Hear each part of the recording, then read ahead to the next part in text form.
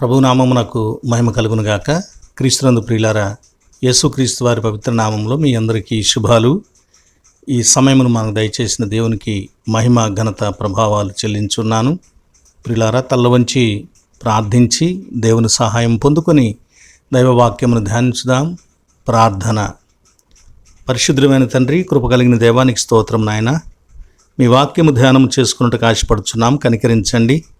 ఇటు పరిశుద్ధ లేఖనమును ధ్యానము చేయుటకు కావలసిన శక్తిని, జ్ఞానమును, వివేకమును మా హృదయములకు, మా తలంపులకు అనుగ్రహించుమని, యెహోవా మా ఆశ్రయదుర్గమా, నా విమోచకుడా, నా నోటి మాటలు, మా అందరి హృదయ ధ్యానములు ఈ సమయమున మీ దృష్టికి అంగీకారములుగా అనుగ్రహించుమని యేసునామమున అడుగుచున్నాము తండ్రి, ఆమెన్. దేవుని వాక్యాన్ని చదువుదామండి. మత్తయి సువార్త 12వ అధ్యాయము మొదటి 8 వచనాలు చదువుదాం. ఆ కాలమందు యేసు విశ్రాంతి దినమున పంట చేలలో పడి వెళ్ళుచుండగా ఆయన శిష్యులు ఆకలిగొని వెన్నులు త్రుంచి తినసాగిరి. పరిసయ్యులు అది చూచి, ఇదిగో విశ్రాంతి దినమున చేయకూడనిది నీ శిష్యులు చేయుచున్నారని ఆయనతో చెప్పగా, ఆయన వారితో ఇట్లనెను, తానును తనతో కూడా ఉన్నవారును ఆకలిగొని ఉండగా దావీదు చేసిన దాని గూర్చి మీరు చదవలేదా? అతడు దేవుని మందిరములో ప్రవేశించి యాజకులే తప్ప తానైనను తనతో కూడా ఉన్నవారైనను తినకూడని సముఖపు రొట్టెలు తినెను. మరియు యాజకులు విశ్రాంతి దినమున దేవాలయములో విశ్రాంతి దినమును ఉల్లంఘించియు నిర్దోషులై ఉన్నారని మీరు ధర్మశాస్త్రమందు చదవలేదా? దేవాలయము కంటే గొప్పవాడిక్కడున్నాడని మీతో చెప్పుచున్నాను. మరియు కనికరమునే కోరుచున్నాను గాని బలిని నేను కోరను అను వాక్యము మీకు తెలిసి ఉంటే నిర్దోషులను దోషులని తీర్పు తీర్చకపోదురు. కాగా మనుష్య కుమారుడు విశ్రాంతి దినమునకు ప్రభువై ఉన్నాడనెను. మన తండ్రి అయిన దేవుని నుండి, ప్రభు అయిన యేసుక్రీస్తు నుండి కృపయు సమాధానము మీకు కలుగునుగాక. ఆమెన్. క్రీస్తునందు ప్రియులారా, ఈరోజు క్రితం తర్వాతి 17వ ఆదివారం డి సరణిలో మనము దేవుని వాక్యము ధ్యానించటకై సిద్ధపడుచున్నాం. మిమ్మల్ని అందరినీ ప్రేమపూర్వకంగా ఇటు దైవవాక్య ధ్యానమునకై ఆహ్వానిస్తున్నాను. గమనించండి, ఈరోజు ఒకవేళ ఎవరైనా క్రొత్తగా వీడియో చూస్తూ ఉన్నట్లయితే సబ్స్క్రిప్షన్ చేసుకోండి.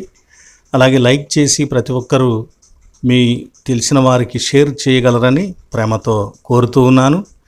ప్రతి నిత్యము వీడియోను చూస్తూ దేవుని వాక్యాన్ని వింటూ మీరందరూ కూడా దీవించబడుతున్నారని నమ్ముచూ ఉన్నాను.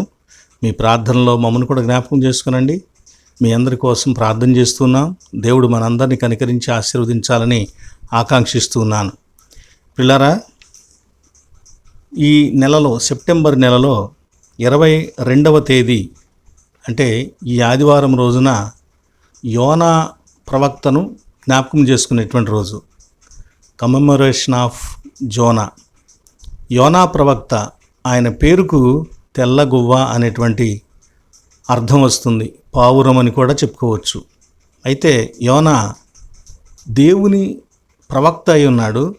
దేవుని యొక్క ప్రవచనాన్ని విన్నాడు. దేవుని యొక్క బయలుపరిచినటువంటి విషయాన్ని తెలుసుకున్నాడు. అది చెప్పడానికి బయలుదేరాడు. కానీ దేవుడు చెప్పమన్న చోట కాకుండా వేరే చోట చెప్పడానికి బయలుదేరి వెళ్ళాడు. అంటే అక్కడి ప్రజలకు, ఆ ప్రాంతమునకు భయపడ్డాడు. కానీ దేవుడు యోనా విషయంలో యోనాను తీర్పు తీర్చాలనో, చేసినటువంటి ఈ దుష్కార్యానికి తగినటువంటి శిక్ష విధించాలనో అనుకోలేదు. కానీ ఏ రీతిగానైనా సరే యోనాను తాను అనుకున్నట్లుగా తీసుకుని వెళ్ళి అక్కడ ప్రకటింప చేయాలని పట్టుబట్టి దేవుడు తీసుకుని వెళ్ళాడు కదా. తర్షీష్కు వెళ్తున్నటువంటి ఓడలో నుంచి పెద్ద గాలి, అలలు, తుఫాను చెలరేగేటట్లుగా చేసి, చీట్లు వేయించి, సముద్రంలో పడద్రోయించి, ఒక చేపకు ఆజ్ఞ ఇచ్చి రెడీగా ఉంచి, అది 3 రోజులు అతనిని మింగి జీర్ణం చేసుకోలేదు. అతనికి ఏ హాని కలగలేదు. తన యొక్క పొట్టలో భద్రంగా ఉంచి తీసుకుని వెళ్ళి దేవుడు ఎక్కడ అతని చేత తన యొక్క మాటలు చెప్పించాలనుకున్నాడో అక్కడకు ఆ చేప దేవుని మాట విని యోనాను తీసుకుని వెళ్ళింది. ఇక్కడ మనం ఒకటి గమనించాలి.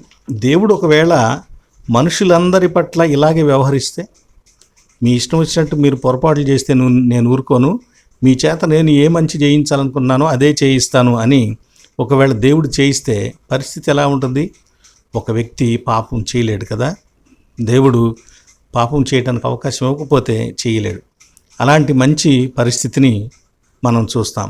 కానీ మన దేవుడు ఒక రిమోట్ తన చేతిలో పెట్టుకుని బయట వస్తువులను తనకిష్టం వచ్చినట్టు వాడుకునే మనుషులు లాంటి వాడు కాదు. మనిషిని దేవుడు అలాంటి వస్తువుగా, ఆట వస్తువుగా చూడటం లేదు, వినోదపు వస్తువుగా చూడటం లేదు. మనిషిని దేవుడు తనలాంటి ఒక ప్రభావవంతమైనటువంటి వ్యక్తిగా, శక్తిగా గుర్తిస్తూ ఉన్నాడు. తన పోలిక, తన స్వరూపం అని అందుకే చెప్పాడు. కాబట్టి మనిషికి స్వేచ్ఛను, స్వాతంత్రాన్ని ఇచ్చి నిర్ణయం తీసుకునే అధికారాన్ని మనిషికి ఇస్తున్నాడు. మనుషులమైన మనం ఆ గొప్ప దేవుడు అనుగ్రహించినటువంటి, మన మీద ఉంచినటువంటి ఆ నమ్మకాన్ని మనము వమ్ము చేయకుండా చక్కగా జీవించవలసిన వారమై ఉంటూ ఉన్నాం. అక్కడ మళ్ళా తిరిగి యోనా అంటాడు, దేవుని మీద నెపాలు వేస్తాడు. అంటే నిస్పృహతో మాట్లాడతాడు, దేవునిని ఏదో ఏసడింపుగా మాట్లాడుకుంటాడు. నాకు తెలుసు ఈ పట్టణాన్ని నువ్వేమి చేయవని నాకు తెలుసు, అందుకే నేను ఇక్కడ చెప్పడానికి రాలేదు. ముందేం చెప్పమంటావు, తర్వాత వాళ్ళు ఏదన్నా అయ్యా బాబు అని అనగానే ఏం చేయవు అని చెప్పేసి అన్నాడు. అంటే బాబిలోనియన్స్, నినేవే వాళ్ళు నిజంగా యెహోవా నమ్మిన వాళ్ళు కాదు. అయినా యెహోవా దేవుడు మిమ్మల్ని శిక్షించబోతున్నాడు అంటే వారు వేరే మతస్థులైన ప్రవక్త ఒక్కసారి వెళ్ళి చెబితే వెంటనే వాళ్ళు తమ యొక్క పనులన్నీ కూడా ఆపివేసి పశ్చాత్తాపపడ్డారు. రాజు దగ్గర నుంచి పేద వరకు, చివరికి పశువులు కూడా ఉపవాసంతో ఉన్నారు. కనుక దేవుడు వారిని శిక్షించకుండా వారి పట్ల తన ప్రేమను వెల్లడిపరిచాడు. పశ్చాత్తాపపడే వ్యక్తి పట్ల దేవుడు ఎప్పుడు కూడా ప్రేమను కనపరిచే దేవుడు మన దేవుడు. కనుక ఆయన ప్రేమ అయ్యున్నాడు, ప్రేమ గల దేవుడు, ప్రేమించే దేవుడు అని మన దేవుని గురించి మనము చెప్పుకుంటాం. ఆయన కూడా తన గురించి అదే చెప్పాడు, దేవుడు ప్రేమ అయ్యున్నాడు అని చెప్పించాడు. ఇలాంటి ప్రేమ కలిగిన దేవుడు మన కోసమై అనేకమైన వెసులుబాట్లు చేస్తూ ఉన్నాడని ఈ డి సరణిలోని ఈ ఆదివారమునకు ముఖ్య భూమికను పూర్వకాలంలో మన సంఘ పండితులు ఏర్పాటు చేశారు. అంటే దేవుడు మానవ జాతి పట్ల ఈ ప్రకృతిలోనే ఒక ప్రత్యేక ప్రేమ, అభిమానము, గౌరవము కలిగిన వాడు. కనుక ఆ మానవుడు దేవునిని ఆరాధించుటకు, దేవుని యందు భయభక్తులు నిలుపుటకు వానికి చాలా స్వేచ్ఛను, కట్టుదిట్టమైన పరిస్థితుల నుంచి ఆయన ఏం చేస్తున్నాడంటే ఆ బానిసత్వం లాంటి ఆజ్ఞలను తొలగిస్తూ, సడలింపులిస్తూ మనిషికి స్వేచ్ఛను, స్వాతంత్రాన్ని కల్పించి తనను ఆరాధించడానికి అవకాశం ఇస్తూ ఉన్నాడు. కాబట్టి ఈ ఆదివారంన మనం ధ్యానించే అంశం ఏంటంటే పరలోక రాజ్యము ద్వారా మనకు కలుగుతున్నటువంటి సవరింపులు, సడలింపులు అని మనం చెప్పుకోవచ్చు. దీనిని ఇంకా తక్కువగా చెప్పుకోవాలంటే పరలోక రాజ్యం యొక్క విశాల దృక్పథము అని మనము చెప్పుకోవచ్చండి. ప్రియ దేవుని బిడలారా, ఈరోజు ఏర్పాటు చేయబడినటువంటి లేఖనాలలో మొదటిది పాత నిబంధన 75వ సంకీర్తన 4వ వచనం నుంచి 7వ వచనం వరకు ఉన్న లేఖనంలో ఏమనుంది? కొమ్మెత్తకుడి, మరీ రెచ్చిపోయి కొమ్మెత్తకుడి అని అహంకారులతో దేవుడు మాట్లాడుతున్నాడు అని తెలియజేస్తాడు. ఎందుకంటే ఆయన అహంకారులను ఎదిరించి దీనులకు మేలు చేస్తాడని తెలియచేస్తున్నాడు. ఆయన తీర్పు తీర్చేవాడు, ఆయన తీర్పు తీరుస్తాడు అని భక్తుడు తెలియచేస్తూ ఉన్నాడు. పత్రిక పాఠ్యభాగంలో కూడా ఉన్న విషయం ఏంటంటే హెబ్రీ పత్రికలో తెలియజేయబడుతున్నవి 2 విషయాలు.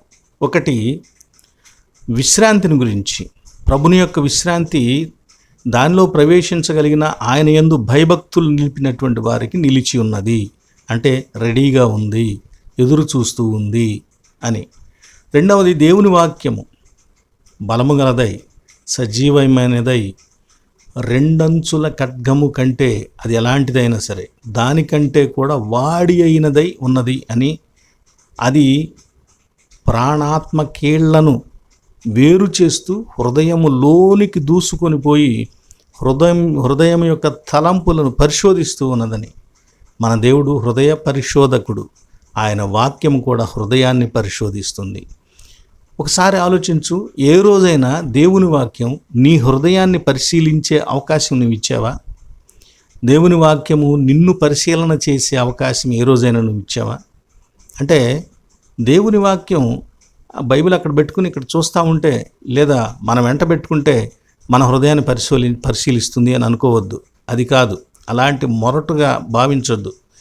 దేవుని వాక్యము ఎలా మనల్ని పరిశోధిస్తుందంటే, మనము నిండు హృదయముతో శ్రద్ధతో ఆ వాక్యాన్ని ధ్యానపూర్వకంగా చదువుతున్నప్పుడు, ఆ వాక్యమును చదువుతుంటే కొన్నిసార్లు మనకు ఆనందం కలుగుతుంది, కొన్నిసార్లు మనకు భయం కలుగుతుంది, కొన్నిసార్లు మనకి సిగ్గు కలుగుతుంది, కొన్నిసార్లు మనకి ఎంతో తెలియని బలం వస్తుంది, కొన్నిసార్లు దుఃఖం వస్తుంది, కొన్నిసార్లు మహా ఆనందం వస్తుంది, కొన్ని సందర్భాలలో ఎంతో గొప్ప నమ్మిక, మనకు తెలియని ఒక ఆదరణ కలిగిస్తుంది. ఇంత గొప్ప బలములు కలిగినటువంటి దేవుని వాక్యం కనుక అలాంటి పరిస్థితులు మనలో కలగటం లేదంటే వాక్యాన్ని మనం కేవలం ఏదో మన అవసరం కోసం చూస్తున్నాం తప్ప వాక్యాన్ని మనల్ని చదివేటట్టుగా మనం వాక్యాన్ని చదవట్లేదు. ఆర్ఆర్కే మూర్తి గారు అంటాడు, నేను వాక్యాన్ని దానిలో ఉన్న విషయాలు ఏంటా అని చదవాలని మొదలు పెడితే ఆ వాక్యమే నన్ను చదివింది అని అంటాడు. ఇది ఒక పరిపక్వత చెందినటువంటి దైవవాక్యానికి లోబడేటువంటి వ్యక్తి యొక్క లక్షణం. మనలో ఎప్పుడు అలాంటి భావం కలగకపోతే మనం దేవుని వాక్యానికి ప్రాధాన్యత ఇవ్వటం లేదు అని దీని ద్వారా మనకు తెలుస్తుంది. పిల్లారా, ఈరోజు ఏర్పాటు చేయబడినటువంటి లేఖన భాగాలలో ఇక ముఖ్యంగా మత్తయి సువార్త 12వ అధ్యాయం మొదటి 8 వచనాలు మనం చూసినట్లయితే, దీనిలో యేసుక్రీస్తు వారి శిష్యులు ఆయన ఒక చాలా మధ్య గట్టున వెళుతూ ఉన్నారు. ఆ వైపు ఈ వైపు పండిన పంట కంకులు ఉన్నాయి. ఆ కంకులను దూసుకొని లేదా తెంచి నలిపి శిష్యులు తింటూ ఉన్నారు. దీనిని పరిసయ్యులు చూచి, విశ్రాంతి దినము రోజున ఈ పని చేయకూడదు, కానీ నీ శిష్యులు చేస్తున్నారు అని శిష్యుల మీద నేరాన్ని మోపారు. కాబట్టి ఇక్కడ ప్రభువు ఆ శిష్యులను డిఫెండ్ చేస్తూ తాను మాట్లాడుతున్నాడు. నిజంగా యేసుక్రీస్తు వారు నేరుగా ఎప్పుడు ఆయన విశ్రాంతి దినాన వ్యతిరేకంగా పని చేయలేదు. అంటే తన మీద వాళ్ళు నేరం మోపగలిగేటట్లు ఎప్పుడూ ఆయన విశ్రాంతి దినాన్ని ఉల్లంఘించలేదు. అయితే విశ్రాంతి దినం రోజున స్వస్థతలు, అద్భుతాలు మొదలైనవి చేసినప్పుడు వాళ్ళు చేసిన పనుల ద్వారా ఒక వ్యక్తి పరుపెత్తుకొని వెళ్ళాడు కనుక ఆ పరుపెత్తుకొని మొయ్యకూడదు, కాబట్టి నువ్వు నేరం చేసావు, విశ్రాంతి దినాన్ని ఉల్లంఘించావని వాడిని పట్టుకున్నారు. అతన్ని పట్టుకుంటే అతడు నన్ను స్వస్థపరిచినోడు ఇది తీసుకుని వెళ్ళమన్నాడు, ఇది తీసుకెళ్ళిపోతే మళ్ళీ నాకు రోగం వచ్చిద్దేమో కనుక నేను ఆ మాట చొప్పున తీసుకెళ్తున్నానని చెప్పాడు అతడు. ఇలా యేసుక్రీస్తు వారు ఆయన ఉల్లంఘించలేదు, కానీ ఆయనతో కలుసుకున్న వాళ్ళు చాలామంది అలా ఉల్లంఘించారు. అయితే తర్వాత కాలంలో ప్రభు వాళ్ళని డిఫెండ్ చేశాడు, వాళ్ళందరినీ కూడా ఆదుకున్నాడు, వారికి తోడై ఉన్నాడు, వారితో మాట్లాడాడు. మళ్ళీ పరిసయ్యులు మొదలైన వాళ్ళు వారిని విమర్శించిన తర్వాత మళ్ళీ వాళ్ళతో ప్రభు కూడా మాట్లాడటం జరిగింది. అయితే యేసుక్రీస్తు వారు ఎందుకు ఇలా సబ్బాతు దినమును గురించి, అది మనుషుల కోసమే కానీ మనుషులు దానికోసం నియమింపబడలేదు అని చెప్పాడు. దేవాలయం కంటే నేను ఇక్కడ గొప్పవాడిని నేనున్నానని చెప్పాడు. నేను అసలు విశ్రాంతి దినానికి ప్రభువునని చెప్పాడు. నేను కోరుకునేది కనికరమును, బలి అర్పణ నేను కోరుకోవట్లేదు, నాకు కావాల్సింది కనికరము, దానినే నేను కోరుకుంటున్నాను అని ప్రభువు తెలియచేశాడు. వీటన్నిటికంటే ఇక్కడ ఏదో కొన్ని మార్పు చేర్పులు దేవునిలో మనకు కనిపిస్తున్నట్టున్నాయి. ఇది కొంచెం ఇబ్బందికరంగా ఉంటుంది. ఏంటంటే దేవుడు మార్పు చెందుతాడా? ఏమండి, నిన్న నేడు రేపు ఒకే రీతిగా ఉన్నాడు. గమనము వలన కలుగు ఛాయ కానీ ఏ మార్పు కానీ ఆయనలో లేదు అని చెప్పబడింది. అలాంటి ఆయన ఎలా మార్పు చెందుతాడు? మార్పు చెందడు.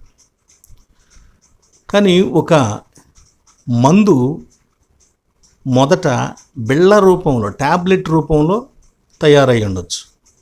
కానీ అదే మందు కొన్ని సందర్భాల్లో ఇంజెక్షన్ రూపంలో కూడా ఇవ్వటానికి తయారు చేసి ఉండొచ్చు. అంటే అప్పుడు మందు రూపం మారింది, కానీ మందు యొక్క భావము, ప్రభావము, దానిలో ఉండేటువంటి శక్తి, ఆ ఎస్సెన్స్ మాత్రము మారలేదు. అలాగే దేవుడు మార్పు చెందడు అంటే ఆయన యొక్క దైవత్వము ఏ పరిస్థితుల్లో కూడా మార్పు చెందేది కాదు. ఎందుకంటే అది ఒరిజినల్ దైవత్వం, అసలైన దైవత్వం. కాబట్టి అక్కడ మార్పు రానే రాదు. అంతవరకు ఓకే. మరి మార్పు వస్తుంది ఏంటది? ఆయన మనుషులతో ఉండేటువంటి వ్యవహార శైలిలో మార్పు కలుగుతూ ఉంటుంది. దేవునిగా ఆయన మార్పు చెందడు. మొదట్లో మనుషులకు చాలా దూరంగా ఉన్నాడు. మహా తగ్గించుకుని వస్తే కొండ మీద వరకు వచ్చాడు. ఆ కొండ మీద వరకు వచ్చాడు. అడవిలోకి వచ్చాడు. దూరంగా ఉండు, ఇక్కడ దగ్గరికి రావద్దు అన్నాడు మోషేని. ఇలా మనుషులను ఆయన దూరం పెట్టాడు. ఆయన తన యొక్క పవిత్రతను, తన పరిశుద్ధతను, తన యొక్క ఔన్నత్యాన్ని నిలబెట్టుకోవటం కోసమై, కనబరుచుకోవటం కోసమై మనుషులను దూరంగా ఉంచాడు. కానీ అదే ప్రభు తర్వాత ప్రత్యక్ష గుడారంలో పగలు మేఘస్తంభంగాను, రాత్రి అగ్నిస్తంభంగాను, జనసమూహముల మధ్య జనసమూహములతో కలిసి జీవించాడు. అయినా ఏదో ఒక అడ్డం ఉంది. నరునికి దేవునికి మధ్య ఏదో ఒక అడ్డం ఉంది. అది తెర అయినా కావచ్చు, అగ్ని అయినా కావచ్చు, మేఘం అయినా కావచ్చు.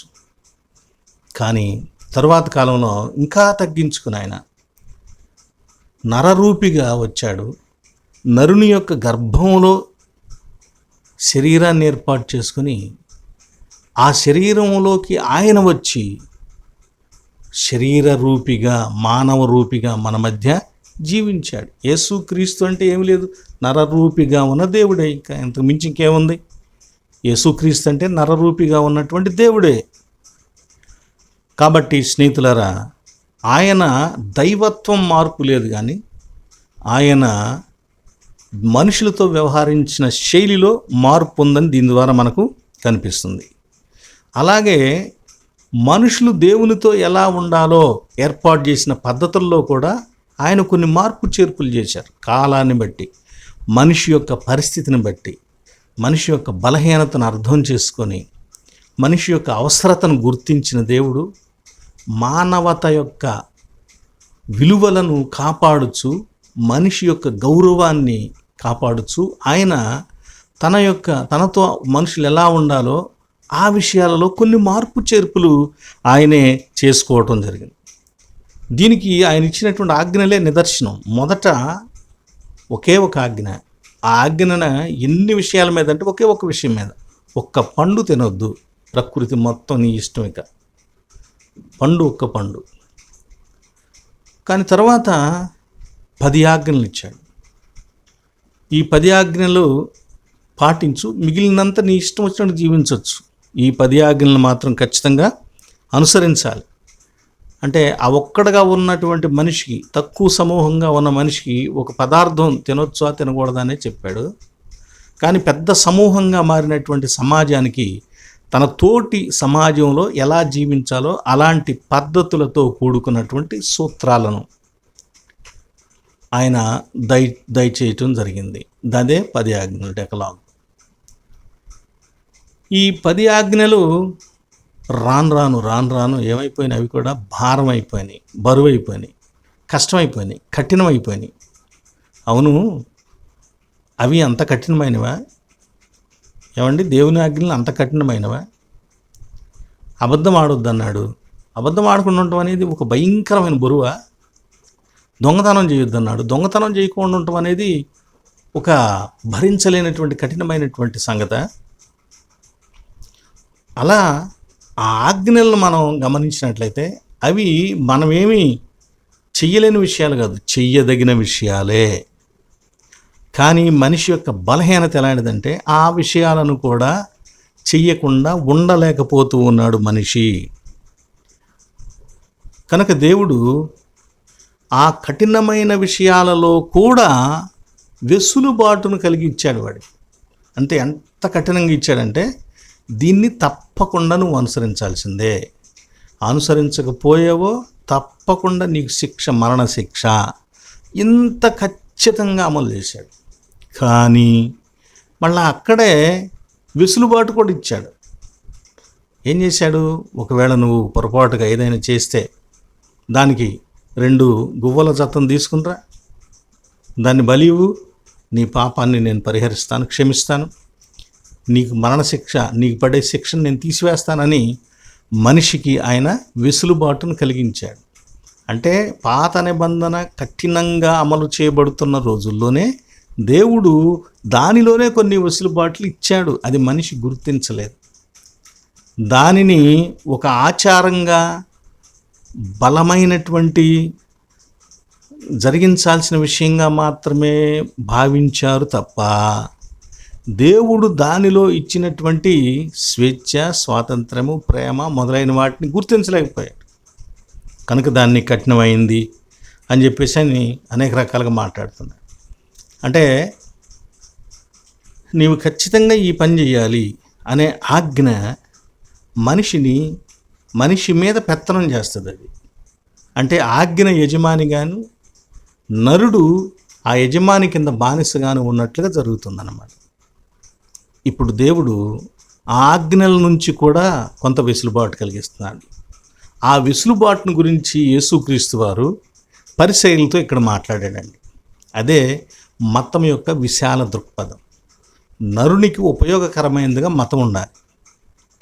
మతం నరునికి ఉపయోగకరమైనదిగా ఉండాలి.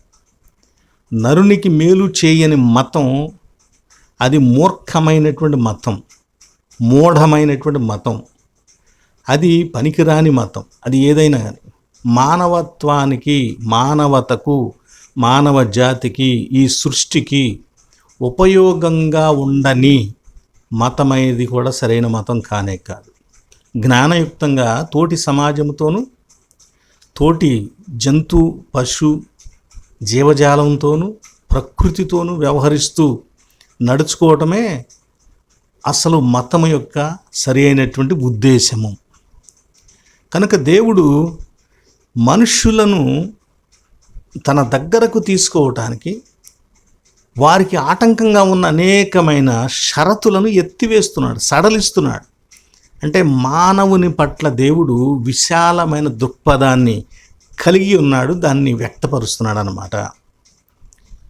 యేసుక్రీస్తు వారు అడిగినటువంటి ప్రశ్నలు, ఆయన చెప్పిన ఉదాహరణలు ఈ విషయాన్ని మనకి కూలంకషంగా తెలియచేస్తాయి, స్పష్టం చేస్తాయి. ఏమిటవి? నంబర్ 1 దావీదు సంగతి, నంబర్ 2 యాజకుల సంగతి. వీళ్ళిద్దరిని గురించి ప్రభువు మాట్లాడాడు. దావీదు సమూయేలు మొదటి గ్రంథం 21వ అధ్యాయంలో, సమూయేలు మొదటి గ్రంథం 21వ అధ్యాయం మొదటి నుంచి మనం చూసినట్లయితే దావీదు తన యొక్క మామ అయినటువంటి సౌలు ద్వారా కలుగుతున్న ఆపదలో తప్పించుకోవటానికి అనేక ప్రయత్నాలు చేస్తూ పారిపోతూ ఉన్నటువంటి దశలో నోబు అనేటువంటి చోటుకు వచ్చాడు. అక్కడ ఒక దేవాలయం ఉంది. దానిలో అహీమెలెకు అనేటువంటి యాజకుడు ఉన్నాడు. కానీ ఈయన పేరు సువార్తలో అబ్యాతారు అని ఉంటుంది. దీని గురించి భయపడాల్సిన అవసరం ఏం లేదు. ఎందుకనంటే జనావళిలో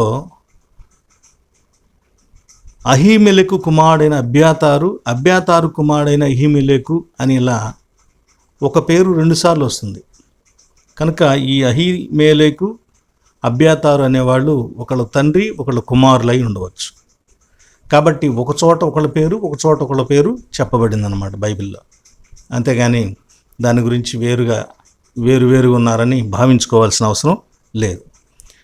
ఇతని దగ్గరికి దావీదు, అతనితో కూడా ఉన్నటువంటి ప్రజలు వచ్చినప్పుడు ఆకలితో ఉన్నటువంటి దావీదు మాకు ఆహారం పెట్టాలని చెప్పేసి అడిగినప్పుడు తినటానికి ఏదైనా, మా దగ్గర ఏమీ లేదు, దేవుని సన్నిధిలో ఉంచే, సన్నిధి బల్ల మీద ఉంచే 12 గోత్రాలకు సాదృశ్యమైనటువంటి 12 రొట్టెలు, ఒక్కొక్క రొట్టె సుమారు 6 పౌండ్ల కంటే ఎక్కువ పిండితో తయారు చేస్తారు. ఆ రొట్టెలు 12 రొట్టెలు ఉంటాయి. వీటిని ఎవరు తినాలంటే కేవలం యాజకులే తినాలి. అది కూడా దేవాలయ ప్రాంగణంలోనే తినాలి, బయటికి తీసుకుని వెళ్ళకూడదు. అలాంటి రొట్టెలను ఈ అహీమెలెకు దావీదుకి ఇచ్చాడు, దావీదు తన తోటి వారికి ఇచ్చాడు, వీళ్ళందరూ తిన్నారు. అంటే ఇక్కడ ఆజ్ఞ ఉల్లంఘన జరిగింది. ఏమండి, దేవాలయములో యాజకులు మాత్రమే తినవలసినటువంటి రొట్టె యాజకులు కాని సామాన్యులైనటువంటి దావీదు, అతని స్నేహితులు, అతనితో పాటు ఉన్నవారు తిన్నారు. మరి దీనికి శిక్ష ఏంటి?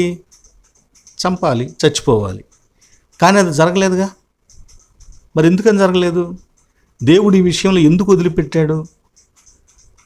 అక్కడ దావీదు, అతని మనుషులు ఆకలితో ఉన్నారు, ప్రాణభయంతో వాళ్ళు పారిపోతూ ఉన్నారు. ఇలాంటి ప్రాణభయం, ఆకలి ఉన్న పరిస్థితులలో ఇశ్రాయేలు ప్రజల కోసమై దేవుని పక్షంగా నిలబడి గొల్యాతును చంపినటువంటి దావీదు, ఇశ్రాయేలీలు విజయానికి ముందుండి నడిపించిన దావీదు విశ్వాసవీరుడు. అతడు ఆ రోజున గొల్యాతు తల తెగనరికినటువంటి ఖడ్గం కూడా ఇక్కడే ఉంది. అలాంటి చోట దేవుడు దావీదును, అతని ప్రజలను ఏ హాని చెయ్యలేదు. అంటే దేవుడు కొన్నింటిని ఒప్పుకుంటున్నాడు, కొన్ని విషయాల్లో ఆయన చూచి చూడనట్లుగా వదిలివేస్తున్నాడు, మానవత్వానికి విలువనిస్తున్నాడు, మానవతా విలువలను ఆయన కాపాడుతూ ఉన్నాడు అన్నమాట. కనుక ఇక్కడ శిష్యులు కూడా ఆకలితో ఉన్నారు. చేలలోబడి వెళుతూ ఉండగా ఆకలైందంట. కనుక శిష్యులు వాటిని తెంచుకొని తిన్నారు. దానిని విశ్రాంతి దినం రోజున తిన్నారు అని వీళ్ళు నింద వాళ్ళ మీద వేశారు, నేరస్తులుగా చూపించారు. రెండవది, విశ్రాంతి దినం రోజున యాజకులు దేవాలయములో పని చేస్తున్నారుగా. విశ్రాంతి దినం రోజు ఎవరు ఏం పని చేయకూడదు. 6 రోజులు పనిచేసి ఆ 7వ రోజున ఎవరు పని చేయకూడదు. మరి యాజకులు పని చేస్తున్నారుగా, బలులకు పశువులను కోస్తున్నారు, వాటిని చర్మం ఒలుస్తున్నారు, చేయాల్సినవన్నీ చేస్తున్నారు. లేవీలు, యాజకులు వీళ్ళందరూ కాలుస్తున్నారు, అగ్ని వెలిగిస్తున్నారు, ఇవన్నీ చేస్తున్నారు కదా. బూడిదని అక్కడి నుంచి ఎత్తి ఇంకో చోట తీసుకెళ్ళి పోస్తూ ఉంటారు. మరి ఇది ఇంత పనే కదండి. లా 2 రకాలు. ఒకటి మామూలుగా ప్రజలందరికీ ఇవ్వబడినటువంటి చట్టం, ధర్మశాస్త్రం. రెండవది సెరమోనియల్ లా, అంటే ఆచార సంబంధమైనటువంటి చట్టం. దీని ప్రకారం యాజకులు ఏం చెబుతారంటే, దేవాలయంలో విశ్రాంతి దినము ఆచారం యొక్క ఆజ్ఞ పని చేయదు అని చెప్తారనమాట. ఎందుకనంటే అది ఇక్కడ కూడా పనిచేస్తే యాజకులు పని చేయలేరు. యాజకులు ఆ క్రతువులు అవన్నీ చేయకపోతే విశ్రాంతి దినాన్న దేవుణ్ణి మహింపరచడానికి ప్రజలకు అవకాశము లేదు. కనుక వాళ్ళ వరకు దేవుడు వెసులుబాటును కల్పించాడన్నమాట. చూసారా, విశ్రాంతి దినమున అందరూ మౌనంగా ఉండాల్సిందే, ఏ పని చేయటానికి వీల్లేదని చెప్పిన ప్రభువు ఆ ప్రజలలో కొంతమంది జనం దైవ కార్యక్రమాలు చేయటానికి, ఆ పనులు చేయటానికి మాత్రం ఆయన వారి వరకు అవకాశం ఇచ్చాడు. అంటే ఎప్పటి నుంచో దేవుని యొక్క ఆజ్ఞలలో అవి ఎంత కఠినంగా ఉంటున్నాయో వాటిల్లో కొన్ని ఆయన వెసులుబాటులు కలిగించినటువంటి పరిస్థితులు కూడా మనం చూస్తున్నాం దీని ద్వారా. ఇక్కడ శిష్యుల మీద వాళ్ళు నేరం మోపారు కదండి. ఏ నేరం మోపారు? విశ్రాంతి దినం రోజున. విశ్రాంతి దినం రోజున వాళ్ళు చేసిన తప్పేంటి? పంట చేలో నడిచి వెళుతూ ఉన్నారు, కంకులను తుంచారు, నలుపుకొని అని ఊది తింటూ ఉన్నారు. అంటే ఫ్రెష్గా చేలో నుంచి వచ్చినటువంటి పదార్థాన్ని తింటూ ఉన్నారు. ఇక్కడున్న తప్పులు ఏంటంటే, విశ్రాంతి దినంలో నడిచి వెళ్ళటం. ఎంత దూరం నడవచ్చు? విశ్రాంతి దినం రోజున ఒక మనిషి ఎంత దూరం నడవచ్చు అంటే, సంఖ్యాకాండంలో కూడా 35వ అధ్యాయము 4వ వచనం చూద్దాం. 35:4. మీరు లేవీయులకిచ్చు పురముల పల్లెల ప్రతి పురము యొక్క గోడ మొదలుకొని చుట్టూ 1000 మూరలు, మరియు మీరు ఆ పురముల వెలుపల నుండి తూర్పు దిక్కున 2000 మూరలను, దక్షిణ దిక్కున 2000 మూరలను, పడమటి దిక్కున 2000 మూరలను, ఉత్తర దిక్కున 2000 మూరలను కొలవలను. ఆ నడుమ పురము ఉండవలను, అది వారి పురములకు పల్లెలుగా ఉండును. దీనిని బట్టి మనకు తెలుస్తుంది ఏంటంటే, మూర మనకు పూలోళ్ళు కొలుస్తూ ఉంటారు కదా, ఫ్లవర్స్ అమ్మేవాళ్ళు కొలుస్తూ ఉంటారు కదా, మూర అడుగున్నర ఉంటుంది సుమారుగా. అంటే 2000 మూరలు సుమారుగా అడుగున్నర అంటే ఒక్కొక్క మూర ఎన్ని అడుగులు వస్తాయండి?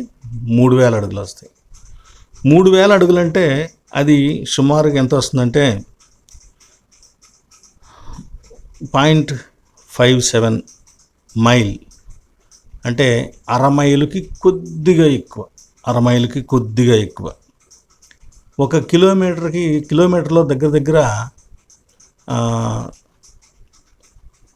90% లోపుగా, 90%కి దగ్గరగా ఉంటుందన్నమాట. ఇంత దూరం వాళ్ళు నడవచ్చు విశ్రాంతి దినమున, వెళ్ళటం కానీ రావటం కానీ. అది మనం ఎగ్జాక్ట్గా దీని దూరాన్ని చెప్పుకోవాలంటే, యెరూషలేము నుంచి ఒలీవ కొండ దగ్గరకున్న దూరం ఆ రోజుల్లో ఉన్నటువంటి కొలత ప్రకారం విశ్రాంతి దినమున నడువదగినంత దూరము అని మనకు సువార్తలో చెప్పబడింది. కాబట్టి అంత దూరం, ఇంత దూరం కంటే ఎక్కువ నడవటానికి వీల్లేదు. అంటే శిష్యులు నడిచి వెళుతూ ఉన్నారు, చాలల్లో బడి వెళ్ళిపోతూ ఉన్నారు. రెండవది, తుంచుతూ ఉన్నారు. పంటను తుంచటం కూడా కోత కోయటం లెక్క అన్నమాట. అలా తుంచకూడదు. ఒక చోట ఉన్న వస్తువును దాన్ని వేరు చేయకూడదు, అని వస్త్రాన్ని కూడా వేరు చేయకూడదు, లేదా వేరైపోయిన వస్త్రాన్ని కుట్టకూడదు, సూదిలో దారం పెట్టకూడదు, కుండ మీద మూత కూడా తీయకూడదు, ఒక కుండను పైకి లేపకూడదు, లేదా ఒక చోట పాత్రను పెట్టకూడదు. చాలా రకాలు, సుమారుగా 37-38 రకాల పనులు చేయకూడదని ఉంటుంది. 37-38 రకాలు, ఇన్ని విషయాలు. కనుక వాళ్ళు నడవటం తప్పే, తుంచటం తప్పే, నలపటం తప్పే, ఫ్రెష్ ధాన్యాన్ని తినటం కూడా తప్పే. ఇన్ని తప్పులు. అయితే విశ్రాంతి దినం యొక్క రూల్ ప్రకారం దేవుడు దానిలో ఏ సూత్రం ప్రకారం మనిషిని నేరస్తుడిగా చూస్తూ ఉన్నాడు?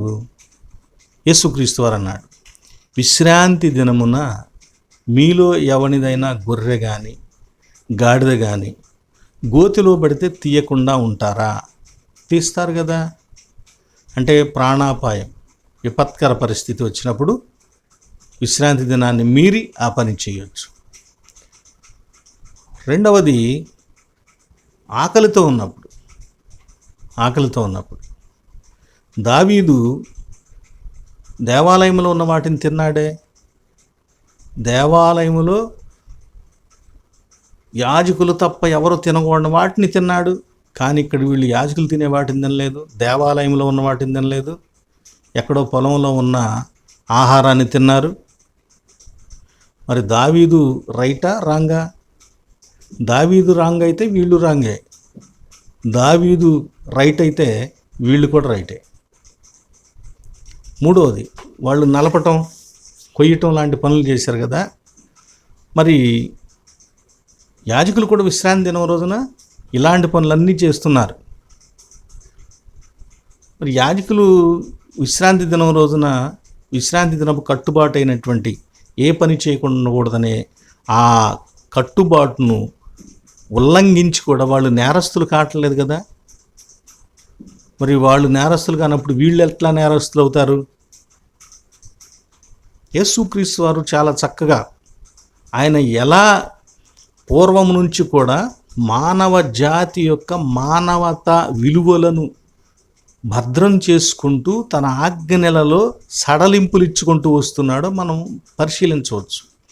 ఈరోజు మనము దేవుని యందు విశ్వాసం ఉంచినా, విశ్వాసం ఉంచకపోయినా, విశ్వాసం ఉంచి కూడా మనం మరలా దారి తప్పుతున్నా, బ్రతికి ఉంటున్నామంటే ఆయన కల్పిస్తున్నటువంటి విశాల దృష్టితో ఆయన ఉన్నాడు కాబట్టి మనము బ్రతికి బట్ట కట్టగలుగుతున్నాము. కనుక సహోదరి సహోదరులారా, యేసుక్రీస్తు వారు ఎప్పుడైతే వాళ్ళని ఇది అడిగారో వాళ్ళు ఏం సమాధానం చెప్పలేకపోయారు. అంతకుముందు కూడా ఇదిగాడు, విశ్రాంతి దినమున మేలు చేయుట ధర్మమా కాదా, ఉపకారం చేయుట ధర్మమా కాదా. దానికి ఏమన్నాడు, కనికరమునే కోరుచున్నాను, బలి అర్పణ కాదు, నాకు కనికరం. ప్రజలు ఒకళ్ళ పట్ల ఒకళ్ళ కనికరం కలిగిన వాళ్ళై ఉండాలి అని కోరుకుంటున్నాడు. అంటే విశ్రాంతి దినములో కనికరం ఉందన్నమాట. దేవుణ్ణి ఆరాధించడంలో కనికరం ఉంది.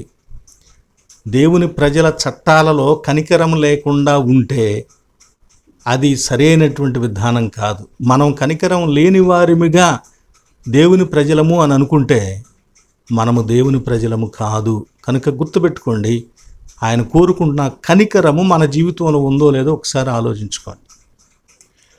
మనము ఏవేవో సూత్రాలను నిర్వహిస్తూ ఉండుండొచ్చు, ఎన్నో పనులు చేస్తూ ఉండుండొచ్చు. క్రైస్తవులంగా నేను విశ్వాసిని అని అనుకోవటానికి కావలసినటువంటివి ఉపవాసాలు, ప్రార్థనలు, పాటలు, స్తుతి, కానుకలు, ఆతిథ్యము మొదలైనవి ఎన్నో చేస్తూ ఉండొచ్చు. కానీ కనికరముతో కూడుకున్న పనులు మనలో లేకపోతే, మనం ఎదుటివారి పట్ల కనికరం చూపించలేకపోతే, మనము దేవుడు కోరుకుంటున్నది చేయకుండా దేవుడు మనల్ని ఎలా ఉండాలో అలా కేవలం ఆచారానికి సంబంధించి మాత్రమే చేస్తున్నాం అనేది గుర్తించాలి.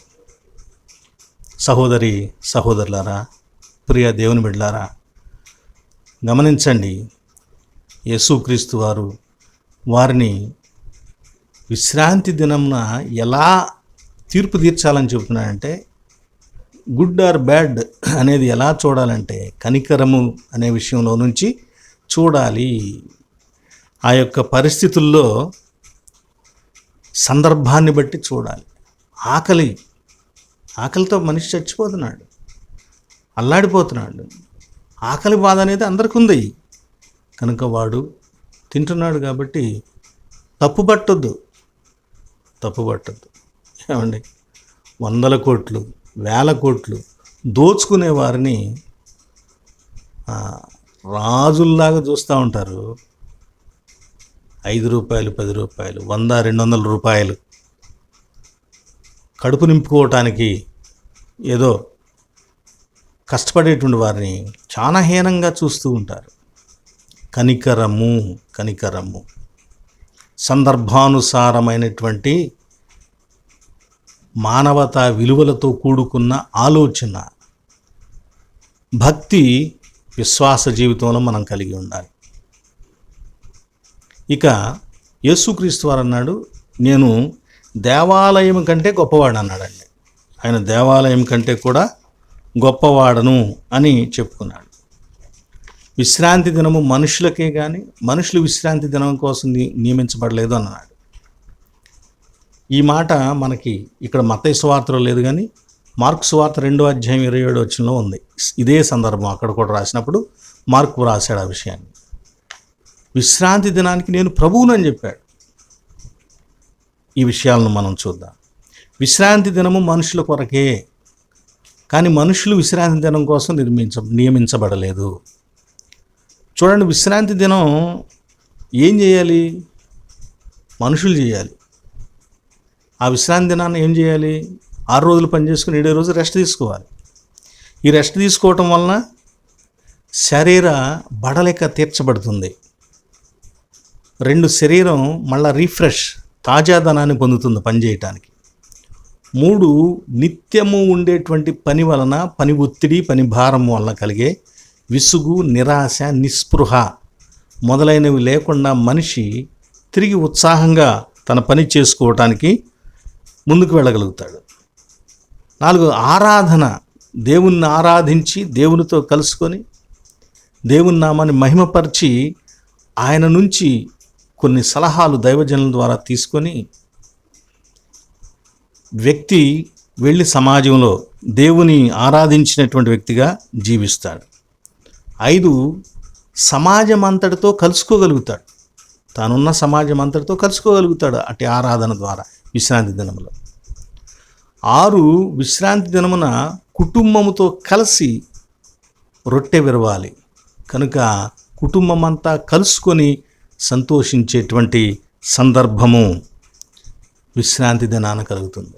ఇన్ని రకాల మేలులు అంటే విశ్రాంతి దినాన ఇవన్నీ చేస్తున్నానంటే ఇవన్నీ మనిషికి ఉపయోగకరం.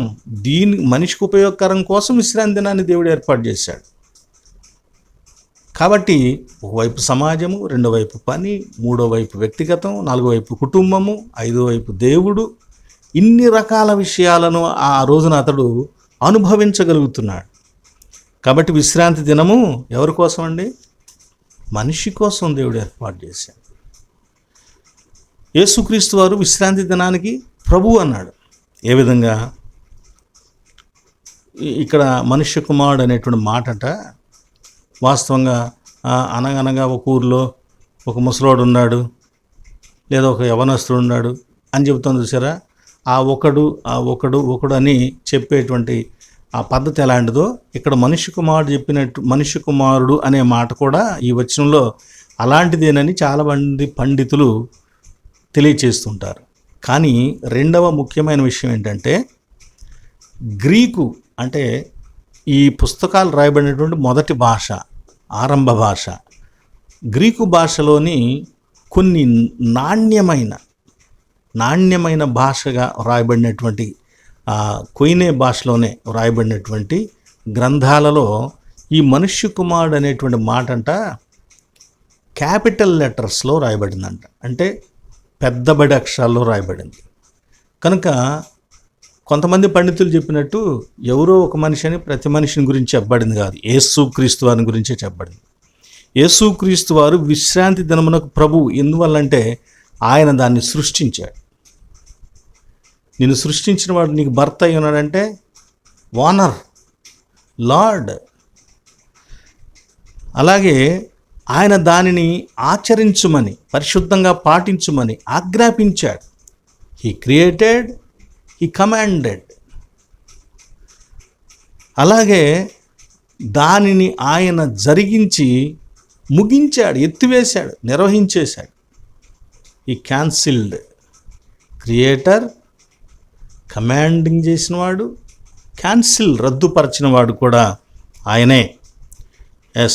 కొలస్సీ 2:17 ఇవన్నీ కూడా రాబోవు మేలుల ఛాయయే కానీ నిజస్వరూపం క్రీస్తులో ఉందని చెప్పాడు కదా. విశ్రాంతి దినము కూడా అంతే. అది యేసుక్రీస్తు వారికి ఒక ఛాయ చిత్రం లాంటిది, ఒక ఫోటో పిక్చర్ లాంటిది. కానీ ఒరిజినల్ ఏంటంటే విశ్రాంతి దినంలో ఉన్నటువంటి ఒరిజినాలిటీ ఏంటంటే యేసుక్రీస్తు వారే, ఆయన చిత్రం. కాబట్టి క్రీస్తునందు ప్రియులారా, యేసుక్రీస్తు వారు విశ్రాంతి దినానికి ఏమై ఉన్నాడండి? ప్రభువై ఉన్నాడు. దేవాలయం కంటే కూడా గొప్పడంట ఆయన. ఇక్కడే చెప్తున్నాడు కదా, దేవాలయం కంటే కూడా గొప్పవాడు.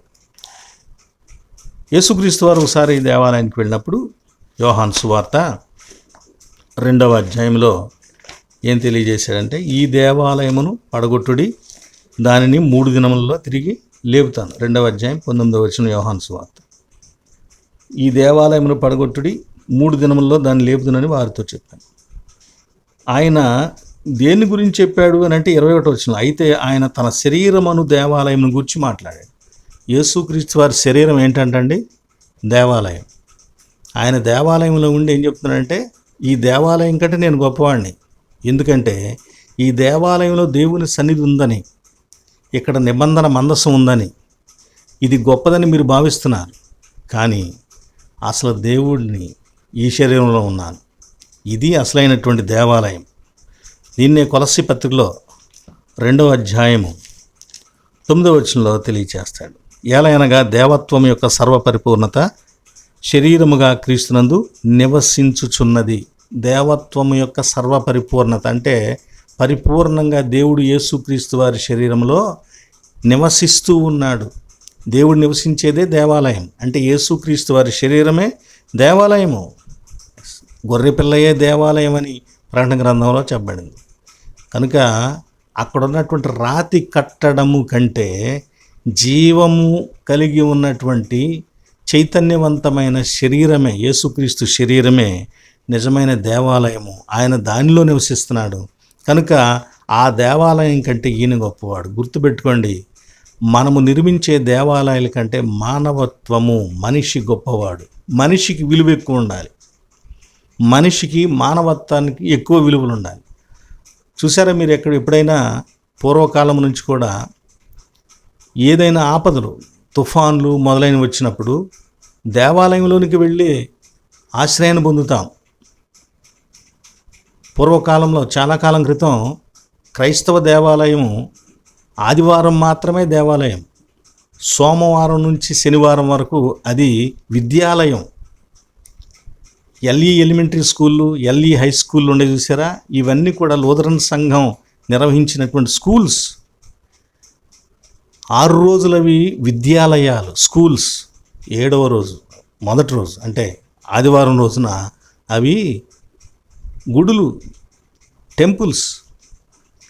అంటే దేవుని కోసం నిర్మించబడినటువంటివి. అవి మానవ సమాజం కోసం పనిచేసినాయి, మానవుని చైతన్యవంతం చేయటానికి పనిచేసినాయి. కనుక దేవాలయం కంటే ప్రభువు గొప్పవాడని చెప్పబడింది.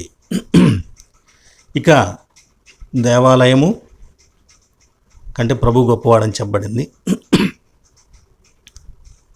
సబ్బాతు దినము ఆదివారం. సబ్బాతు అంటే విశ్రాంతి. 7వ దినము. మామూలుగా మనం చెప్పుకునేటువంటి వారాల్లో మొదటి వారం ఆదివారం, 2 సోమవారం, 3 మంగళవారం, 4 బుధ, 5 గురు, 6 శుక్రు, 7 శని. యూదులను ప్రభువు వారంలో వచ్చిన చివరి రోజున ఆయన్ని ఆరాధించడానికి ఖరాఖండిగా అది చెయ్యాలని చెప్పాడు. దీనిని పైగా ఏమనంటే అది ఒక జకార్, జ్ఞాపకార్థ దినం, జ్ఞాపకం ఉంచుకోవాలి. దేనికి? దేవుడు కూడా మొదట్లో సృష్టిని సృష్టించినప్పుడు 6 రోజులు పనిచేసి 7వ రోజున విశ్రమించాడు. దానికి జ్ఞాపకార్థం. మోషేకి దేవుడు ఆజ్ఞలను ఇచ్చాడు, చట్టాన్ని ఇచ్చాడు మోషే ద్వారా, ధర్మశాస్త్రం. దాని యొక్క గుర్తు ఈ విశ్రాంతి దినం. రెండవదిగా ఈ విశ్రాంతి దినం ఏంటంటే షమార్, ఆచరించేది, పరిశుద్ధముగా ఆచరించుట. విశ్రాంతి దినమును పరిశుద్ధముగా ఆచరించుటకు దానిని జ్ఞాపకం ఉంచుకునము. నిర్గమాకాండము 28 జ్ఞాపకం ఉంచుకోవాల్సింది జకార్, రెండవది ఆచరించవలసింది షమార్. అలాగే యూదుల స్త్రీలు నేటి కాలంలో విశ్రాంతి దినం ప్రారంభం అంటే శుక్రవారము సూర్యుడు అస్తమించిన తర్వాత శనివారం ప్రారంభమవుతుంది యూదుల లెక్కలో. ఆ సమయంలో క్యాండిల్స్ వెలిగిస్తారు. ఆ క్యాండిల్స్ బ్రాఖా. అక్కడ యూదుల కుటుంబంలోని తల్లి తన కళ్ళు మూసుకొని ఆ క్యాండిల్స్ని వెలిగించి 92వ సంకీర్తన పాడి దేవుని మహింపరిచి పిల్లలు తాను అందరూ కూడా ఉండగా ఆమె కళ్ళు మూసుకొని ప్రార్థన చెప్పి, ఇదిగో ఈ వెలుగు ఎలాగైతే క్యాండిల్స్లో నుంచి మనకొచ్చి ఇప్పుడంతా మనకి చక్కని కాంతినిస్తున్నదో, దేవుని యొక్క విశ్రాంతి దినము సబ్బాతు కూడా మన జీవితాలలో, మన కుటుంబాలలో అలాగే దీవెనను, ఆశీర్వాదమును, దేవుడు అనుగ్రహించు కృపను, మేలులను అనుగ్రహిస్తుంది అని ఆశీర్వాదం చెబుతుంది బ్రాకా. విశ్రాంతి దినములో ఉన్నటువంటి సంగతులు ఇవి. మరి ప్రభుని దినము అంటే లార్డ్స్ డే. క్రొత్త నిబంధనలో మనం ఆరాధిస్తున్నటువంటి ఆదివారం సంగతి ఏంటి అంటే ఇది నూతన సృష్టి ప్రారంభం. పాత నిబంధన విశ్రాంతి దినమేమో పాత సృష్టి ముగింపుకి గుర్తయితే ఇది నూతన సృష్టికి ప్రారంభం అన్నమాట, ప్రారంభ దినం. రెండవది యేసు ధర్మశాస్త్రం మోషే ద్వారా ఇవ్వబడింది, కృపా సత్యం యేసుక్రీస్తు వారి ద్వారా కలిగినాయి. కనుక ఆ కృపా సత్యముల మేళవింపు లోకములో పనిచేయటం మొదలుపెట్టినటువంటి సందర్భమే ఈ విశ్రాంతి దినం, క్రైస్తవ విశ్రాంతి దినమైనటువంటి ప్రభుని యొక్క ఆదివారం. ఈ ప్రభుని దినము పునరుద్ధాన దినమున మనము దాన్ని గుర్తుగా పొందుతాం. కృపాసత్యం, ఈ రెండు కూడా మన యొక్క సందేశంలో ఉంటాయి. అవి కనిపించకుండా అంతర్లీనంగా చెప్పబడుతుంటాయి. మూడవదిగా ఇది క్రైస్తవ విశ్రాంతి దినము. క్రైస్తవుడు దేవుని నుంచి పొందేటువంటి విశ్రాంతి, శారీరకంగా కూడా విశ్రాంతి పొందేటువంటిది. తన మనసులో ఉన్నటువంటి బాధను దేవునికి చెప్పుకొని ఆరాధించి ఆయన్ని స్తుతించి విశ్రాంతి పొందేది, ఉపశమనం పొందుతాడు. ఉపశమనం అంటే అర్థమైంది కాబట్టి చెప్తున్నాను. ఉపశమనం కంటే గొప్పది విశ్రాంతి. నాలుగవది, ఇది ప్రభుని ధర్మశాస్త్రం, మోషే ధర్మశాస్త్రం కాదు, ప్రభుని యొక్క ధర్మశాస్త్రం. ప్రభుని యొక్క ఆజ్ఞలను చక్కగా అనుసరించుటకు మనకు ఒక గుర్తు ఈ లార్డ్స్ డే అని చెప్పబడినటువంటి ఆదివారం. ఐదవదిగా, ఆదివారము ఆరాధన, దేవుని ప్రభువుని ఆరాధించడం దేనికి సూచన అంటే భవిష్యత్తులో దేవుడు విశ్రాంతినివ్వబోతున్నాడు అనేదానికి గుర్తుగా చెప్పబడుతుంది. ముగించుకుందాం. ప్రియ స్నేహితులారా, మొదటిగా సృష్టి ముగింపునకు గుర్తుగా పాత నిబంధన విశ్రాంతి దినాన్ని జ్ఞాపకంగా అనుసరించాలి. యేసుక్రీస్తు వారి యొక్క ఆయన నిజస్వరూపం, పాత నిబంధన ఆయన నీడ. యేసుక్రీస్తు వారు ధర్మశాస్త్రాన్ని నెరవేర్చడానికి వచ్చాడు. ఆయన సిలువలో ఆ పాత నిబంధనలో ఉన్నటువంటి ఈ ఆజ్ఞ, మూడవ ఆజ్ఞ, విశ్రాంతి దినమును పరిశుద్ధంగా ఆచరించ జ్ఞాపకం ఉంచుకొనము అని చెప్పిన ఆజ్ఞను సిలువలో మేకులతో కొట్టి ఆయన విశ్రాంతిలో ప్రవేశించి తిరిగి లేచాడు. అంటే అక్కడి నుంచి నూతన సృష్టిని ప్రారంభించాడు. అంటే ఆ ఆజ్ఞలు సిలువలో మేకులు కొట్టబడ్డాయి. అందుకే అక్కడ దేవాలయం తెర చినిగిపోయింది. ఇక ఆ దేవాలయం కాదు, గొప్పవాడు ఎక్కడున్నాడు. రెండవదిగా, వెస్ట్మినిస్టర్ కన్ఫెషన్లో కూడా ఏమని చెప్పబడుతుందంటే, ఒకప్పుడు పాత నిబంధన ధర్మశాస్త్రాన్ని, క్రొత్త నిబంధన ప్రభుని పునరుద్ధాన దినమును కూడా సంఘం అనుసరించింది. కానీ ఇప్పుడు క్రొత్త నిబంధన సంఘము పాత నిబంధన పద్ధతులకు, సున్నతితో, మోషే ధర్మశాస్త్రంతో ముడిపడిన విషయాలకు లోబడే అవకాశం లేదు, అవసరం లేదు. యేసుక్రీస్తు వారి యొక్క ఆజ్ఞలకు లోబడి నివసించాలి. కాబట్టి క్రొత్త నిబంధన సంఘానికి విశ్రాంతి దినం ఆదివారం అని తెలియచేస్తుంది వెస్ట్మినిస్టర్ కన్ఫెషన్. యేసుక్రీస్తు వారు విశ్రాంతి దినములో దినానికి ఉన్న ప్రాధాన్యతను తీసివేశాడు. రెండవది, దేవాలయం దగ్గరికి వెళ్ళి ఆరాధించాలి, దేవాలయానికి ఉన్న ప్రాధాన్యతను తీసివేశాడు.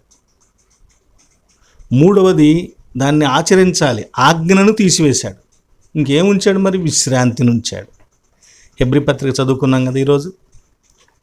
హెబ్రీ పత్రికలో చెప్పబడినటువంటి ఆ విశ్రాంతి, దేవుని ప్రజలకు విశ్రాంతి నిలిచి ఉన్నదన్నాడే, ఆ విశ్రాంతి, అవన్నీ తీసేసి కేవలం విశ్రాంతిని మాత్రం ఆయన ఉంచాడు. కాబట్టి ఇంత ఘనమైన విశ్రాంతి దినమును, ఆదివారమును మనము ఎంతో ఘనముగా, శ్రద్ధగా, పవిత్రంగా, పరిశుద్ధంగా ఆచరించాలి. ప్రభువును ఆరాధించడం మర్చిపోకుండా ఏ పరిస్థితుల్లోనైనా సరే ఆయన నామమును మహింపరచాలి. కనుక స్నేహితులారా, ఈరోజు మనం చెప్పుకున్నటువంటి ఈ సందేశంలో దేవుడు విశాలమైన దృష్టితో మనిషి పట్ల, మానవత్వం పట్ల, మానవత విలువలను నిలబెడుతూ వారు ఆయనతో కలిసి జీవించడానికి, నడవటానికి, ఆరాధించడానికి అనేకమైన రిస్ట్రిక్షన్స్ని, రూల్స్ని ఎత్తివేస్తూ స్వేచ్ఛనిస్తున్నాడు. స్వేచ్ఛగా ఆయన్ని ఆరాధిస్తూ జీవించమని చెబుతున్నాడు. కాబట్టి మనము ఆయన అనుగ్రహిస్తున్నటువంటి నూతన నిబంధన ప్రభు ఇస్తున్న స్వేచ్ఛలో ఆయనను ఆరాధిస్తూ, ఆయన పునరుద్ధాన దినమైనటువంటి, ప్రభుని దినమైనటువంటి ఆదివారమున ఆయన నామమును మహింపరుచుకుంటూ, సోమవారం నుంచి శనివారం వరకు మన పనిపాటుల్లో ఆయనను ఘనపరుస్తూ జీవించవలసిన వారమై ఉన్నామని తెలియచేస్తూ ఈ మాటలు ముగిస్తున్నాను. సర్వశక్తిమంతుడు ఇటు మాటలు మన వినికిడిలో పదిలపరచునుగాక. ఆమెన్. సమస్త జ్ఞానమునకు మించిన దేవుని సమాధానము యేసుక్రీస్తు వలన మీ హృదయములకును మీ తలంపులకును కావలియుండునుగాక. ఆమెన్. గుర్తుపెట్టుకోండి, ఇంతవరకు ఈ వీడియో చూసినందుకు మీకు ప్రత్యేకంగా వందనాలు తెలియజేస్తున్నాను. దీన్ని లైక్ చేయండి, షేర్ చేయండి, సబ్స్క్రిప్షన్స్ కూడా చేయించండి. అలాగే దైవదాసుని కుటుంబాన్ని కూడా జ్ఞాపకం చేసుకొని, మరి ప్యారిష్ లేకుండా ఉన్నాను కాబట్టి ఈ పరిచర్యను ప్రేమిస్తూ మీకు తోచిన దేవుడు మీలో మీ హృదయంలో కలిగించినటువంటి తలంపును బట్టి గుప్పిల్ని విప్పగలరని కూడా కోరుతున్నాను. నా ఫోన్ నంబర్కు ఫోన్పే, గూగుల్ పే కూడా ఉన్నాయి. కాబట్టి ఒకవేళ మీకు తోచినటువంటి మీ గుప్పిల్ని విప్పి అందించగలరని కోరుతున్నాను. అది అందించకపోయినా అలా బాధపడాల్సిన అవసరం లేదు. సంతోషంగా దేవుని వాక్యం విని దాన్ని అనుసరిస్తూ క్రమంగా జీవించండి. అదే కావాల్సిన అసలు విషయం. ఉన్న పరిస్థితిని కాకపోతే కుటుంబ పరిస్థితిని గురించి కూడా కొంచెం తెలియచేశాను. దాని గురించి బాధ పెట్టుకోవద్దు, బాధపడద్దు, వేరుగా భావించవద్దు. అది ప్రధానమైనది కాదు. ప్రధానమైనది దేవుని వాక్యం. దేవుడు మనల్ని దీవించుగాక. ఆమేన్. తల్ల వంచండి, ప్రార్థన చేసుకుందాం. మహాగణుడ, పరిశుద్ధుడ, సర్వాధిపతి, నీకు స్తోత్రం నాయన. మీ వాక్యమును ఇంతవరకు ధ్యానించుకున్నాం. కనికరించండి. మీ పరిశుద్ధ లేఖనములో ఉన్నటువంటి తలంపులను మీరు విశ్రాంతి దినము కంటే గొప్పవారని, ప్రభు అయి ఉన్నారని, దేవాలయం కంటే గొప్పవారని, విశ్రాంతి దినం మనుషుల కోసమే కానీ మనుషులు విశ్రాంతి దినం కోసం నియమింపబడలేదని, శిష్యులు ఆకలితో భుజించినందున విశ్రాంతి దినమున భుజించినను, కోసినను, నూర్చినను, తిన్నను, నడిచినను మానవత్వం యొక్క విలువ గొప్పదని, కనుక మనిషి కంటే ఆజ్ఞ గొప్పది కాదని మీరు నిరూపించారు, తెలియచేశారు. ఆ సంగతులు మేము చూసాం నాయన, ధ్యానించాం నాయన. కనికరించండి. మా భక్తి జీవితంలో కూడా మానవత్వం కొరకై కనికరము కలిగిన వారమై, కనికరముతో కూడుకున్నటువంటి భక్తి జీవితాన్ని ప్రదర్శిస్తూ ఈ లోకంలో నిన్ను మహింపరచుకునేటువంటి శక్తి, సామర్థ్యము మాకు అనుగ్రహించండి. మాలో శారీరకంగా రోగములతో బలహీనంగా ఉన్న బిడ్డలను కనికరించి ఆరోగ్యం దయచేయండి. ప్రభువా, ఎంతోమంది బిడ్డలు వారి బంధువులు ఆసుపత్రుల్లో ఉన్నారు, వివిధ రోగములతో ఉన్నారు. దయతో వారిని ముట్టి స్వస్థపరిచిన ఆయన మంచి ఆరోగ్యం ప్రసాదించండి నా తండ్రి. అయా, బిడ్డలు చేసుకున్నటువంటి పనిపాట్లలో వ్యవసాయము, ఉద్యోగము, వ్యాపారము, చేతి వృత్తులు మొదలైనటువంటి పనిపాట్లు చేసుకున్న వారి పనిపాట్లన్నింటిలో కూడా మీ కరుణాహస్తం తోడుగుంచి దీవించండి నాయన. గుప్పిలను విప్పి మీ దాసుని కుటుంబాన్ని పోషణ కొరకై సహకరించే ప్రతి బిడ్డను కూడా మీరు మరి ప్రత్యేకంగా దీవించమని వేడుకొంచున్నాం. అనేక మంది దైవజనులు చనిపోయారు, దైవజనురాండ్రు చనిపోయారు. తండ్రి, వారందరికీ కావలసినటువంటి వారి కుటుంబాలకు కావలసిన ఆదరణ, సమాధానం దయచేయండి. మా దేశమును, మా రాష్ట్రమును, మా సంఘములను మీరు ఆశీర్వదించండి. క్రైస్తవ బిడ్డలకు కావలసిన మంచి పరిపాలన ప్రభుత్వాల నుండి అందులాగున తండ్రి మీరు అలాంటి అనుకూల పరిస్థితులు దయచేయమని అడుగుతున్నాం. అడగరానివేం అడుగుతున్నామో క్షమించు నాయన. తిరిగి మరొక పర్యాయము మేమందరం కలిసి మీ వాక్యం ధ్యానించుకునేటువంటి అవకాశము, కృప మాకు దయచేయమని మీకు మహిమ, ఘనత, ప్రభావాలు చెల్లించుకునొచ్చు యేసు నామమున ప్రార్థించుచున్నాం తండ్రి. ఆమేన్.